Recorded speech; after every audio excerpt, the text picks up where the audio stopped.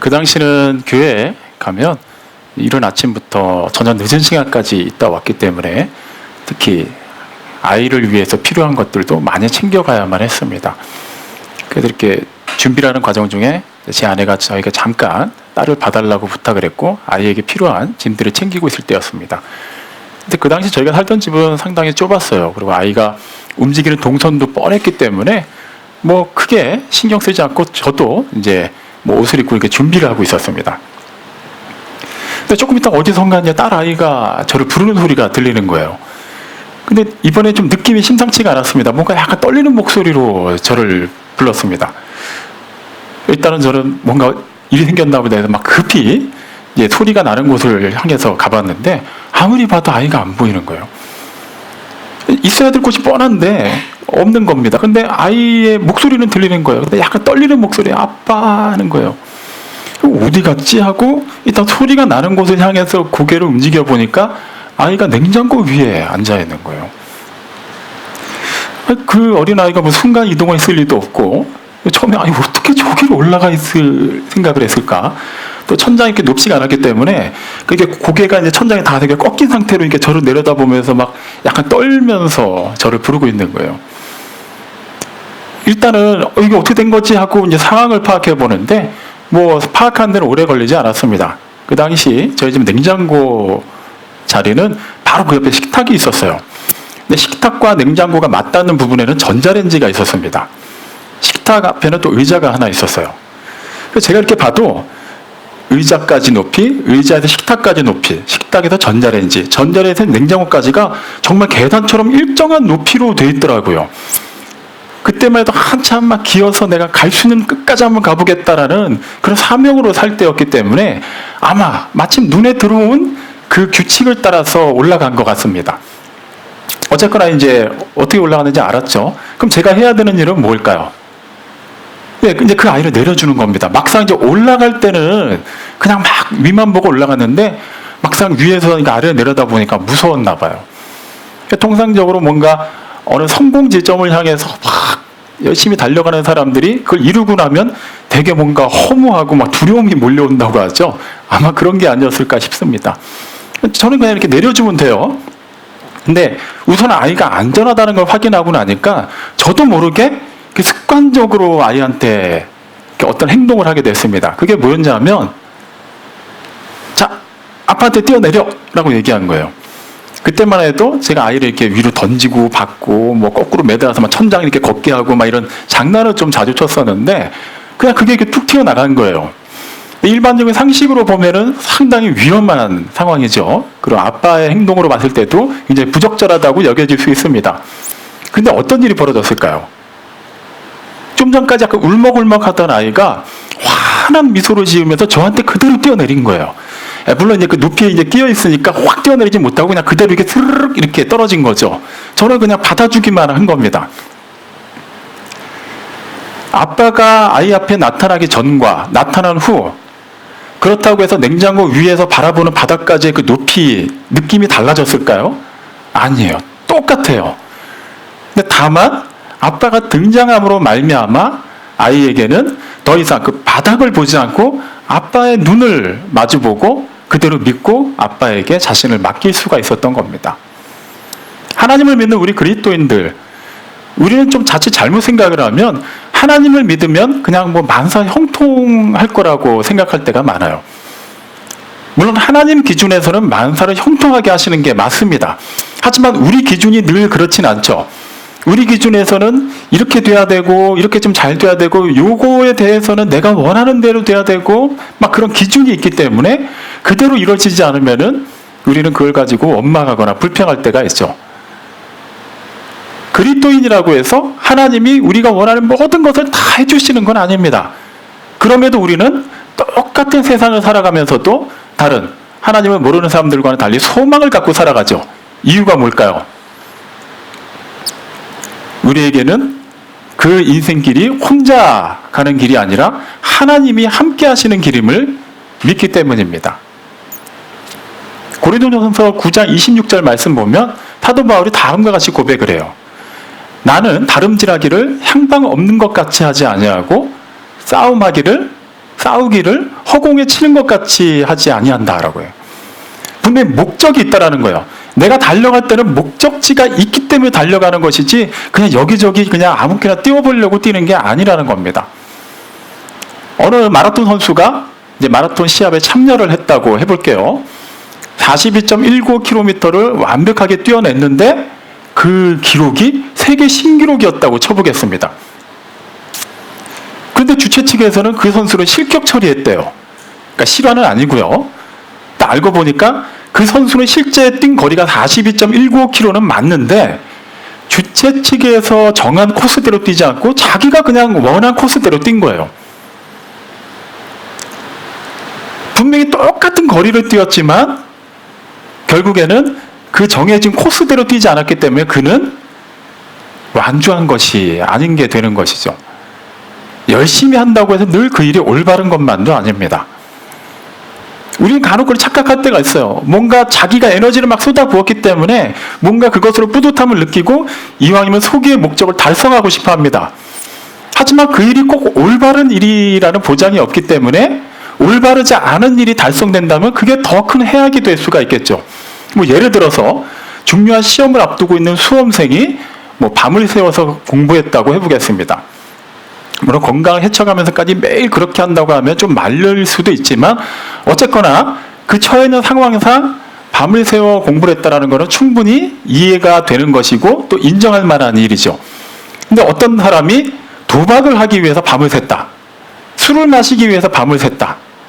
남에게 뭔가 나쁜 짓을 하기 위해서 밤을 샜다. 이러면은 우리는 그걸 가지고 열정 있다라고 얘기하지 않아요. 그 사람은 그 시간, 그 생명을 낭비한 겁니다.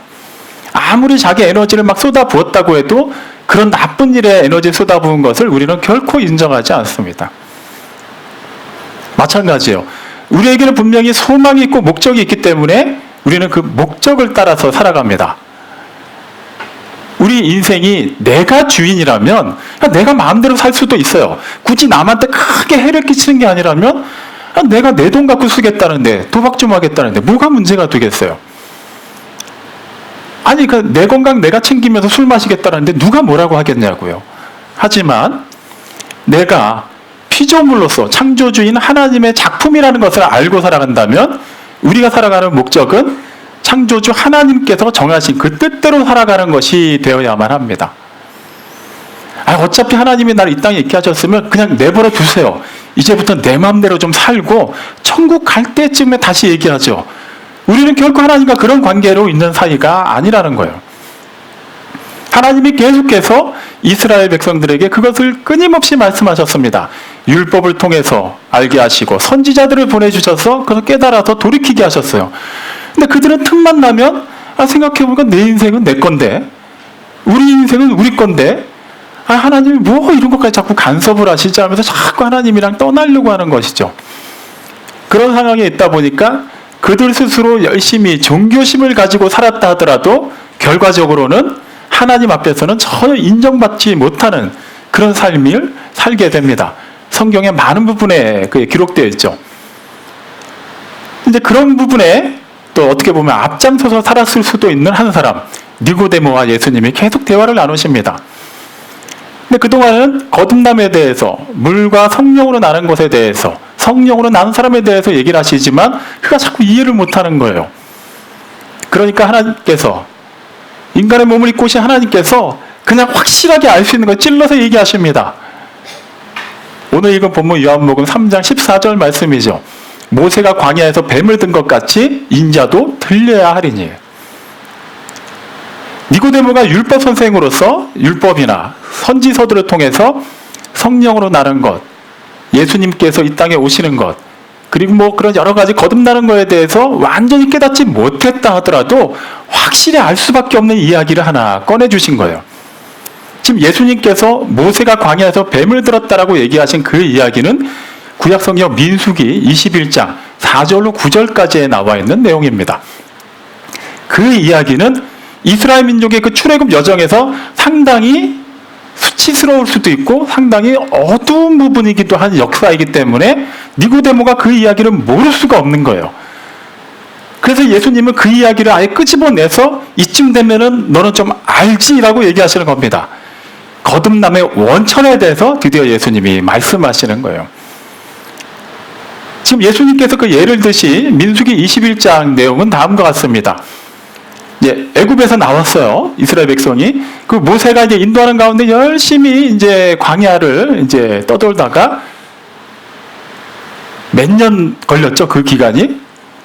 40년이 걸렸어요. 이제 그 40년이 거의 다 채워진 그 시점에 있었던 일을 기록하고 있습니다. 자, 이제 그들이 이제 하나님께서 40년 동안의 광야에서 어쨌거나 먹고 살게 해주시면서 그 훈련을 막 하시고 나서 드디어 저기가 가나안 땅이다라고 말씀해 주시는 그때 어떤 일이 벌어졌는지 한번 살펴보겠습니다. 우선 40년이 왜 걸리게 됐는지 한번 살펴볼 필요가 있죠. 하나님께서 애굽 땅에서 이스라엘 백성들을 끄집어내셨을 때 거기를 기준으로 해서 도보로 가나안 땅까지는 그 당시 지형이라든가 사람들의 인원수라든가 이런 거를 다 감안하고 좀 천천히 잡아도 2주가 채 안 걸리는 거리입니다. 그런데 어떻게 40년이나 걸리게 되었죠? 하나님께서 각 지파별로 대표 한 사람씩을 뽑아서 정탐을 하게 하시죠. 가나안 땅을. 그러니까 12명, 12지파에서 12명의 대표가 세워집니다. 우리 사실 12정탐꾼 얘기를 할 때마다 그 10명을 상당히 막 이렇게 수준 낮은 사람으로 보는데 중요한 것은 그들은 그 지파의 대표들이었어요. 그걸 유념하고 이제 들으시기 바랍니다. 그들이 40일 동안에 이제 정탐을 하고 왔어요. 잘 아는 얘기죠. 여호수아와 갈렙 두 사람을 빼고는 나머지 10사람은 굉장히 부정적인 보고를 합니다. 우린 거기 들어가면 안 돼. 마치 우리는 그냥 메뚜기 떼와 같이 느껴질 정도야. 들어가면 우리는 죽을 수도 있어. 그냥 다시 돌아가는 게 나을 수도 있어. 비록 10명의 정탐꾼이 부정적으로 얘기했다 할지라도 그 보고를 듣기 전까지 그들을 인도하신 분은 누구죠? 하나님이에요.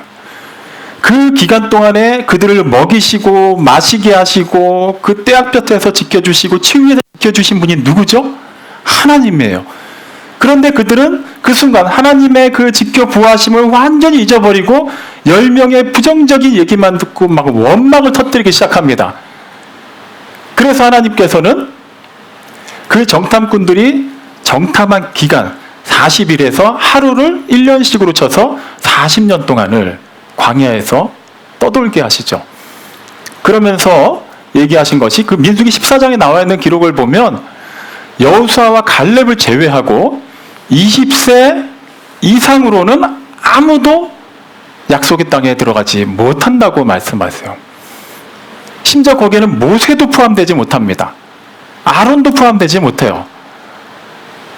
물론 이제 모세와 아론이 들어가지 못하게 되는 거는 그때 일이 아니라 그 후에 이제 민수기 20장에 기록되어 있습니다만 어쨌거나 우리가 지금 살펴봐야 되는 것은 그들이 그렇게 원망을 했기 때문에 불과 며칠만 더 가면 들어갈 수 있는 약속의 땅을 들어가지 못한 거예요. 그리고 40년을 맴돌았습니다. 그동안에도 많은 일이 있었죠. 그래서 이제 죽을 사람들 한 명씩 한 명씩 죽었어요. 세상을 떠난 사람 떠나고 이제 어느 정도 남았습니다. 드디어 이제 40년이 찼어요. 이제 목적지가 눈앞인데 가장 최단 거리, 그러니까 오늘 읽은 본문에 나오는 그 사건을 기준으로 해서 말씀드리면 이제 아론을 호르산에서 장사하고 나서 이제 가나안 땅으로 딱 들어가면 되는데 최단 거리가 에돔을 거쳐서 들어가는 거예요. 그런데 거기를 딱 지나가려고 하니까 에돔 왕이 결사반대를 합니다. 우리는 어차피 에돔이 목적지가 아닙니다. 여기만 거쳐서 들어가면 되니까 절대 피해 안 줄게요 라고 얘기를 했는데도 들어오기만 해. 내가 전쟁을 일으켜서라도 막을 거야 라고 얘기하니까 어쩔 수 없이 조금 더 길을 우회해서 가게 된 거예요. 민수기 22장 4절 말씀을 보면 이스라엘 백성들이 그 길로 인하여 마음이 상하였다라고 기록하고 있어요. 아니 조금만 더 돌아가면 돼요. 40년을 이제 돌았고 에돔을 통과해서 가나 조금 돌아서 가나 어쨌거나 목적지 이제 간단 말이에요. 그런데 그들이 거기서 폭발을 한 겁니다. 우리 입장에서 좀 답답할 수가 있어요. 아니 다 왔는데 조금만 더 걸어가지 뭘 그거 가지고 그러지? 근데 그들이 불평하는 내용이 민수기 21장 5절에 보면 뭐 이런 식으로 표현해요. 그들이 하나님과 모세, 주의 종 모세를 원망하여 이르되 어찌하여 우리를 애굽에서 인도해내서 이곳에서 죽게 하느냐라고 막 해요. 이곳에는 먹을 것도 없고 마실 것도 없고 우리는 이 하찮은 음식이 이제는 굉장히 귀찮아졌다, 실증이 났다라고까지 얘기해요. 만약에 그 상황이, 이건 만약입니다. 실제 있었던 일은 아니고요. 그들이 출애굽을 막 한 상태에서 막상 기쁜 마음으로 자유를 향해서 나왔는데 그 며칠 동안에 먹을 것도 없고 실제 마실 것도 없는 거예요. 그런 상황이라면 그들이 그렇게 얘기할 수는 있어요. 하지만 그들은 무려 40년 동안을 먹는데 마시는데 어려움이 있었나요? 없었습니다. 심지어 그들이 입었던 옷, 신었던 신발 전혀 해지지가 않았어요. 하나님이 완벽하게 그들의 필요를 채워주셨습니다. 그런데도 그 잠깐 돌아가는 것, 거기에서 그냥 터진 거예요. 그들은 그 불기둥과 구름기둥 너머에 하나님께 시선을 두지 못했습니다. 그냥 자신들이 원하는 것, 자신들이 지금 좀 더 자극적으로 뭔가 빨리 느끼고 싶은 것, 그것이 채워지지 않으니까 하나님께서 채워주신 모든 은혜의 산물들을 다 참게 여기게 된 거예요. 물론 이제 방송으로 이 설교 듣는 분들은 이해를 못 하시겠지만 여기 있는 우리 성도분들은 다 이해하는 내용이에요. 대중교통을 타고 오시는 분들 중에는 이쪽 문으로 들어오신 분들이 많이 있습니다. 그러면 한 계단 5개 정도만 올라오면은 그냥 여기 들어오는 거예요. 근데 조금 늦었어요. 예배가 시작이 됐습니다. 그러면 일로는 감히 못 들어오죠. 예. 그럼 어떻게 해야 될까요? 이 비탈길로 좀 올라가서 정문으로 해서 계단으로 올라가서 다시 쭉 이쪽까지 와서 계단을 타고 강당 입구까지 온 다음에 거기서 다시 본인이 원하는 자리까지 또 계단을 내려와야 됩니다. 제가 오늘 한번 계단을 세봤어요. 그랬더니 정문에서 위까지 66개, 그다음에 쭉 걸어서 강당 입구에서 여기 강당 여기 초입까지가 25개입니다. 계단 수가. 그리고 또 어디까지 내려오느냐에 따라 달라지는데 여기 밑에까지 내려오신다고 하면 41개예요. 그래서 만약에 이 앞쪽에 앉으시는 분이 타이밍을 놓쳐갖고 돌아서 오시게 되면은 무려 계단을 130개 이상을 거쳐야만 여기까지 올 수 있게 되는 거예요. 5계단이 그렇게 늘어나는 거죠. 근데 그렇다고 해서 막 분노할 사람이 있을까요? 아쉽다라고 할 수 있어도 어쨌거나 우리의 목적지는 여기기 때문에 다시 여기 못 들어온다고 해서 다시 집으로 가서 출발하는 것도 아니고 다시 서대문역으로 가서 출발하는 게 아니잖아요. 그러니까 아쉽다. 그러고 그냥 들어오는 거예요. 지금 이스라엘 백성들도 충분히 그럴 만한 상황입니다. 그런데 그들이 불평을 한 거예요. 하나님께, 주의 종에게 막 원망을 한 겁니다.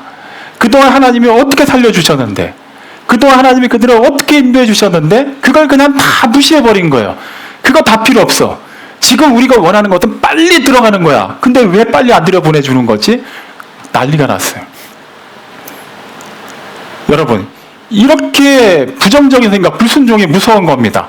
아무리 하나님의 은혜 속에서 40년 동안 훈련을 받은 사람들이었다 할지라도 한번 부정적인 생각이 그 안에 틈타고 그게 누룩처럼 퍼져나가기 시작하니까 이스라엘 백성들이 다 들고 일어나기 시작한 거예요. 아니, 조금만 더 돌아가면 되는데 막 죽게 생겼다고까지 얘기를 하는 거예요. 막 뭐 다 끝난 것처럼 얘기하고 있어요. 성경을 보면 하나님을 떠난 사람들은 자기 스스로가 뭔가 이렇게 막 심오하게 생각을 해서 깨닫는 경우는 없습니다. 분명히 깨달아 알 수밖에 없는 시험을 통과하게 되어 있어요. 하나님의 사람이라면 말이죠.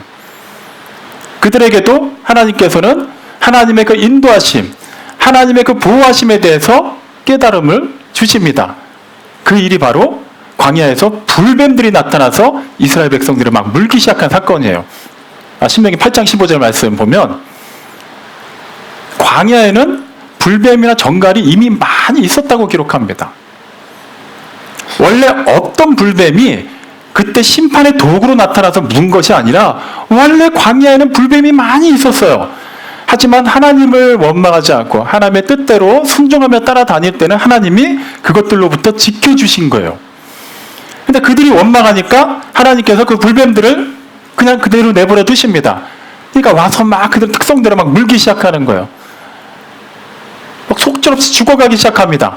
그제서야 그들이 깨달은 거예요. 그리고 하나님 앞에 본인들의 죄를 인정하고 이제 탄원을 합니다. 그럼 모세 앞에 나와서 얘기를 하죠. 민수기 22장 7절에 보면 이 불뱀들을 우리에게서 떠나가게 하소서라고 얘기해요. 이것도 참 슬픈 얘기입니다. 만약에 하나님이 정말 그들의 부탁을 들어주셨다면 그거는 완전한 문제 해결이 될 수 없어요. 왜 그렇죠? 불뱀이 진짜 떠나갔다고 쳐볼게요. 그럼 어떤 일이 벌어질까요? 그 시점으로 안 물린 사람들은 다행인데 이미 물린 사람들은 그냥 죽는 거예요. 어떻게 회복이 안 되는 겁니다. 철저하게 그 상황에서도 이기적인 생각, 하나님의 그 구원의 손길을 바라보지 못하고 본인들이 당장 급하다고 여겨지는 것만 막 구하고 있는 거예요. 하지만 우리 하나님께서는 그분의 택하신 사람들을 그대로 내버려 두지 아니하시죠. 그들은 비록 뱀이 떠나가게 해달라고 요구했지만 하나님께서는 완전히 살 수 있는 방법을 허락하시는데 그게 바로 뱀의 형상을, 모형을 만들어서 달아서 누구라도 뱀에게 물린 사람은 그것을 보고라고 한 거예요. 민수기 22장 9절 말씀에 보면 뱀에 물린 자마다 본즉 나았다라고 기록하고 있습니다. 이 말은 뱀에 물린 자 중에 그것을 보지 않은 사람은 죽었다라는 얘기예요. 어디를 물렸든 몇 번을 물렸든 그 상태도 눈을 크게 뜨고 봤든 힘이 없어서 눈을 희미하게 뜨고 봤든 결과적으로 그 노뱀을 본 사람들은 뱀에 물렸다면 누구라도 예외 없이 다 해독이 되고 살아났습니다. 그 노뱀에 흉음이 있어서 그랬을까요? 아니에요. 다시 말하면 그들은 행위적으로는 노뱀을 보고 살아났지만 실제로는 하나님의 말씀을 듣고 순종하였기 때문에 살아난 거예요. 그 말씀을 들었음에도 순종하지 않은 사람들은 그대로 죽었습니다. 지금 그 사건을 예수님이 니고데모에게 얘기하고 계시는 거예요. 광야에서 모세가 뱀을 뜬 것 같이 인자도 들려야 하리니 이는 그를 믿는 자마다 영생을 얻게 하려 하심이라. 우리가 하나님을 믿는다는 것은 분명히 그 믿음의 주체를 정확하게 알고 믿어야 됩니다. 내가 구원받을 줄로 믿습니다는 그것도 틀린 말은 아니에요. 하지만 정말 하나님께서 원하시는 믿음은 나에게 구원을 허락하시는 나의 주와 그리스도가 되시는 예수님을 믿습니다. 그것이 하나님께서 원하시는 참된 믿음입니다. 우린 통상 몸이 아프면 어떤 식으로 기도 많이 하죠? 병을 고쳐달라고 기도해요. 그거는 틀린 기도가 아닙니다. 당연히 몸이 아프기 때문에 그 아픔을 낫게 해달라고 기도하는 것은 당연한 기도입니다. 하지만 그때 이 낫게 해주실 줄로 믿습니다라고 기도하게 되면 경우에 따라 심각한 문제를 초래하죠. 뭐죠? 만약에 내가 의도한 대로 낫지 않으면 어떤 일이 벌어지나요? 보통 둘 중에 하나는 나눠져요. 내가 믿음이 없는 건가? 아니면 하나님이 나한테 이러시면 안 되는데? 낫게 해주실 줄로 나는 믿고 기도했는데 왜 안 낫는 거지? 그럼 내가 문제 아니면 하나님의 문제인데? 이렇게 돼버리는 거예요. 하지만 나의 생사화복을 주관하시는 하나님을 믿습니다. 하나님께 나의 건강을 맡겨드립니다라고 기도한다면 얘기가 달라지는 거예요. 그 다음부터는 하나님의 뜻대로 우리는 살아가겠다라는 새 힘을 또 얻을 수가 있게 되는 거예요. 하나님의 뜻이 정말로 나에게 있는 이 질병이 낫는 것이라면 낫게 하십니다. 하지만 이 질병이 떠나가지 않는 것이 하나님의 뜻이라 하더라도 그대로 그냥 고생하면서 살게 하시는 것이 아니라 그 상황 속에서도 하나님과 동행하며 하나님께서 주시는 그 뜻으로 말미암아 살아나갈 수 있는 사람이라면 오히려 그것이 더 복이 될 수가 있겠죠. 예수님께서 지금 그거에 대해서 말씀하시고 계시는 거예요. 너희는 지금까지 하나님 앞에서 내가 무엇을 하였다.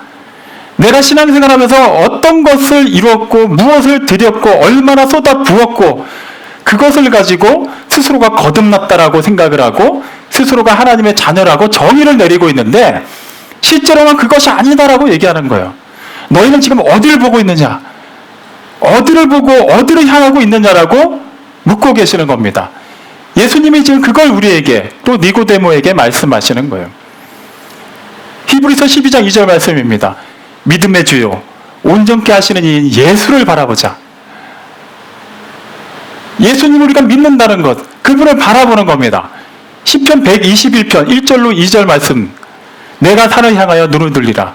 나의 도움이 어디서 올까? 나의 도움이 천지를 지으신 여호와에게서로다. 하나님을 본대요. 예수님을 본대요. 어떻게 볼 수 있죠? 실제 보신 분 계신가요? 저는 하나님의 모습을, 예수님의 모습을 본 적은 없습니다. 그럼 저는 무엇 근거로 그분들을 믿고 삼위일체 하나님을 믿고 여러분에게 이렇게 말씀을 전하고 있는 걸까요? 하나님을 믿는다는 것은 하나님의 말씀을 믿는 거예요. 하나님의 말씀을 믿는다는 것은 말씀하신 하나님께 시선을 고정하는 겁니다. 예를 들어 볼게요. 지하철을 타는데 막 놓쳤습니다.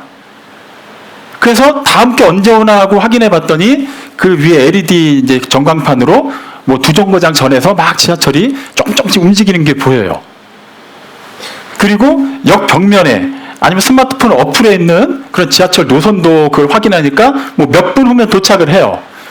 그러면 우리는 어떻게 생각합니까? 아, 지하철이 오고 있구나. 몇 분 후면 오는구나라고 그렇게 믿습니다. 눈에 보이나요? 그때 지하철이? 아니에요. 우리가 카톡을 주고받을 때도 마찬가지죠. 누군가가 저에게 이제 뭐 안부를 묻는 카톡을 보냈다고 해보겠습니다. 제 눈에 들어온 거는 그냥 문자의 조합이에요. 그냥 우리말 한글로 된 그런 여러 가지 단어들이 조합돼서 이제 문장이 있는 겁니다. 거기엔 전혀 생명이 없어요. 그 사람이 거기서 막 얼굴이 막 등장하는 것도 아닙니다. 하지만 저는 그걸 눈으로 읽더라도 실제로는 그 사람이 저에게 직접 말하여 전달하는 것으로 인정하고 받아들이죠. 그렇기 때문에 저도 답장을 합니다. 저 또한 문자 몇 개를 눌러서 답장하고 끝내는 것 같지만 실제로는 제 자신을 그 사람에게 전달하는 거예요. 저의 마음을, 저의 언어를. 그렇게 우리는 서로 소통할 수 있습니다. 믿음이란 바로 그런 것이에요. 꼭 눈에 보여야만 믿는다면 그것은 믿음이 아니죠. 그냥 하나의 상식으로 끝나는 겁니다. 오죽하면 그 믿음장이라고 일컬어진 히브리서 12장에서 믿음은 바라는 것들의 실상이라고 말하고 있을까요? 예수님께서 지금 그걸 믿으라는 거예요. 사람들은 자꾸 자기가 한 무언가, 자기를 통해 드러나는 무언가, 자기가 속해 있는 공동체에서 드러나는 그 무언가를 가지고 자꾸 그것이 하나의 증거가 된다고 생각을 합니다. 쉽게 말하면 이런 거죠. 정말 하나님이 뜨겁게 역사하는 교회 하면 여러분은 어떤 이미지를 떠오르시나요? 뭐 찬양하고 기도할 때 막 뜨겁고 막 목사가 막 말씀을 전하는데 막 능력 있게 들리고 막 교회도 막 부흥하고 혹시 이런 이미지 아닌가요? 그런 이미지를 가졌다고 해서 제가 뭐라고 하는 것이 아닙니다. 그러니까 우리가 통상적으로 하나님을 생각할 때 하나님을 믿는다고 하면서도 자꾸 눈에 보이는 가시적인 그 무언가로 생각을 하려는 경향이 있다는 것이죠. 예수님께서도 지금 그거에 대해서 말씀하십니다. 니고데모야, 너가 율법 선생으로서 이스라엘에서 또 많은 사람들에게 존경을 받았고 그래도 나름 열심히 하나님의 말씀을 연구하였고 그래서 순전하게 가르치려고 전한 것은 내가 인정을 한다. 하지만 중요한 것은 너는 시선을 정말 어디다가 두고 있는지를 이 시점에서 확인해 볼 필요가 있다라고 말씀하시는 거예요. 우리에게도 동일하게 말씀하시는 겁니다. 아무리 시끄러워도 여러분 어디 카페에 가는데 사람들이 굉장히 많고 소란스럽다고 쳐볼게요. 그래도 내 앞에 있는 사람과 대화할 때는 아무리 옆 테이블에서 시끄러운 소리가 들려도 우리는 내 앞에 있는 사람의 목소리만 들립니다. 물론 그 소리들도 들려요. 하지만 그 소리들 때문에 앞에 있는 상대방과 대화하는데 어려움을 겪는 일은 여간에서는 없습니다. 왜 그렇죠? 우리가 시선을 그 사람한테 향하고 있기 때문이에요. 그 사람과 지금 대화를 하고 있기 때문이에요. 서로 마음이 통하고 있기 때문입니다. 그렇기 때문에 우리는 시끄러운 상황 속에 있더라도 다른 것에 영향을 받지 않게 되는 거예요. 우리 그리스도인도 마찬가지입니다. 우리의 삶이, 우리가 주인이라면 우리 기분 내키는 대로 그냥 살면 돼요. 하지만 하나님이 우리의 주인이 되시기 때문에 하나님이 우리를 그 목적지를 인도하시면 우리는 믿기 때문에 우리는 세상의 그 난리와 소문 속에서도 우리의 몸과 마음이 흔들리지 아니하고 그 길을 분연히 걸어갈 수 있게 되는 것입니다. 시편 34편 8절 말씀에 보면 여호와를 맛보아 알지어다 라고 말씀하고 있어요. 하나님은 그냥 관념으로 알지 말라는 거예요. 그냥 추상적으로 사상을 그냥 집대성해서 다른 사람들이 뭐라고 얘기한 것을 바탕으로 해서 믿지 말라는 겁니다. 실제 체험을 하라는 거예요. 인격적으로 알라고 얘기하는 겁니다. 그 하나님을 알 때 우리는 진정으로 구원을 받을 수 있게 되는 것이고 거듭날 수 있게 되는 것이고 하나님의 자녀가 될 수 있게 되는 거예요. 이 자리에 계신 분들에게 저는 다시 한번 확인하고 싶습니다. 여러분이 신앙생활을 몇 년 했는지는 그다지 중요하지 않습니다. 어쨌거나 지금 이 시간 이 자리에 있는 것이 중요한 것인데, 자, 그렇다면 여러분은 정말 하나님을 아버지라고 담대하게 고백할 수 있습니까? 정말 예수님이 나의 주와 그리스도가 되십니다라고 거리낌 없이 얘기할 수 있나요? 누가 여러분에게 하나님을 믿습니까? 라고 물어봤을 때 전혀 거리낌 없이 그렇다라고 얘기할 수 있습니까? 딱히 내 성격상 그런 말은 잘 못하지만 어쨌거나 그동안에 내가 신앙생활 해온 걸 보면 나는 그런 사람 아닌가요? 아닙니다. 여전히 그런 생각으로 여러분이 하나님의 사람이라고 생각하고 계신다면 여러분은 하나님의 사람이야. 아닙니다. 그렇기 때문에 우리는 이 시점에서 다시 한번 확인해야 됩니다.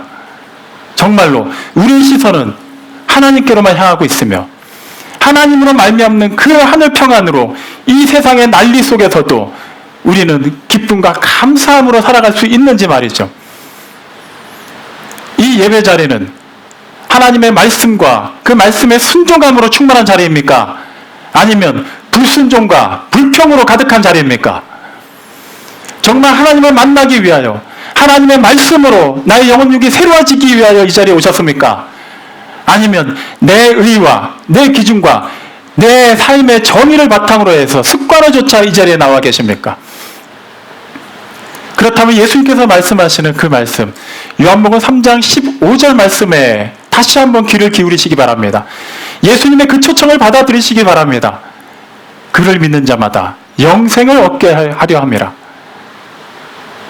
그 뱀을 본다고, 그 모형 뱀을 본다고 어떻게 살아날 수 있겠어? 하나님의 말씀을 무시한 자들을 채우는 죽음이었습니다. 내가 그동안 신앙생활을 얼마나 했는데 중요하지 않습니다.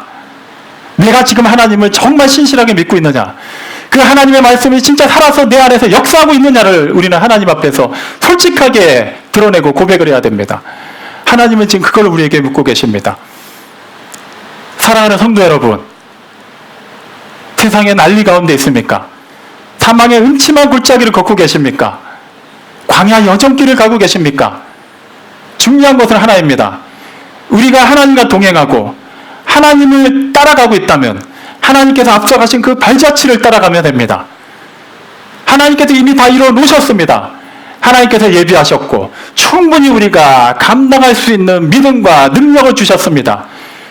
그렇게 하나님의 영을 따라 살아갈 때 우리는 참으로 구원받은 자로서의 확신으로 넘치는 삶을 살게 될 것이며 그 삶이 우리의 삶의 현장에서 실제적으로 드러나게 되는 것입니다. 오늘 이 시간 이 예배에 참여한 모든 성도들에게 우리 하나님으로부터 말미암는 이 구원의 영광과 능력이 더욱더 새로워지는 복된 시간이 되기를 주님의 이름으로 축원합니다. 아멘. 하나님 아버지, 이스라엘 백성들이 그 최악의 상황에서도 하나님의 인도하심과 보호하심 속에서 전혀 불편함 없이 살았지만 그들의 그 감각과 그 자극이 순간 채워지지 않으므로 하나님을 원망하였고 하나님 앞에 불평을 쏟아놓았고 그로 말미암아 약속의 땅을 목전에 두고도 심판을 받는 것을 우리는 보았습니다. 하지만 사랑이 많으신 하나님은 그들을 그대로 내버려 두지 아니하시고 그들의 영혼을 긍휼히 여기셨으며 살리셨으며 또한 그 살은 자답게 하나님의 자녀답게 살 수 있도록 구원의 확신과 능력을 주셨음을 우리는 믿습니다. 먼 옛날 이스라엘 백성들의 이야기, 2000년 전 예수님을 만난 니고데모의 이야기로 끝나는 것이 아니라 오늘 이 시간에 우리 각자에게 이 믿음의 공동체에게 주시는 말씀으로 다시 한번 우리가 하나님의 뜻을 구합니다. 여전히 나의 욕심과 나의 의와 여러 가지 불평으로 가득 차서 하나님을 원망하며 하나님의 그 은혜 받은 자답게 사고하고 살아내지 못하는 것이 있었다면 하나님 아버지, 우리에게 불뱀 심판이 임하기 전에 먼저 깨달아 알고 하나님께로 돌이키는 우리 모두가 되게 도와주시옵소서. 하나님을 신실하게 따르며 하나님의 말씀 앞에 우리가 순종하며 하나님께로 시선을 고정하여서 주님이 인도하시는 그 길을 기쁨으로 감사함으로 주님과 함께 동행할 수 있도록 주님께서 우리 가운데 임하시고 다스려 주옵소서. 여전히 이렇게 기도할지라도 우리는 또 한 주간의 삶 속에서 얼마든지 넘어지고 얼마든지 세상을 향하고 얼마든지 하나님을 원망할 수밖에 없는 연약하고 아둔한 인생들입니다. 주님 불쌍히만 여겨주셔서 주님 약속하신 성령으로 충만하게 내주 교통 임재하사 하늘아버지의 뜻이 온전히 이 믿음의 공동체에 사랑하는 주님의 사람들을 통하여 아름답게 이루어질 수 있도록 인도하여 주옵소서. 모든 영광과 감사 주님께 올려드리오며 우리를 구원하고 사랑하신 예수님의 이름으로 기도드렸습니다. 아멘.